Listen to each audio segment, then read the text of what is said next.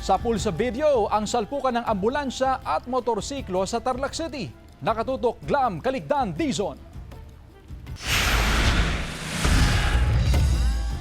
Makikita sa dashcam video ang isang motorsiklo na binabaybay ang kalsada habang papalapit sa isang crossing sa barangay San Sebastian, Tarlac City, bandang alas 4 ng hapon nitong Lunes.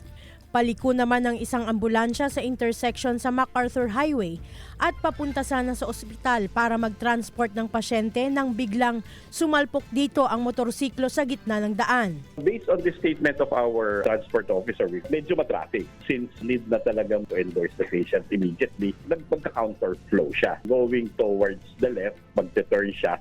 But with all precaution kasi ang training po nila is iilaw sila, hihingi sila ng daan, and the rest of the motorist gave way. All of a sudden, hindi naiiwasan or hindi siguro nakita kaagad din ng motorsiklo dahil blind side din siya. Doon na nagkaroon ng encounter or nagkaroon ng incident. Agad namang rumisponde ang mga otoridad sa insidente. Nagtamo ng minor injuries ang driver ng motorsiklo na wala pang pahayag. Lagi lang po namin pinapaalala ay mag-ingat at sumunod po lagi sa batas trapiko para po maiwasan po natin itong mga ganitong aksidente. Nag-sustain lang po ng minimal damage yung ambulansya at saka po yung single motorcycle.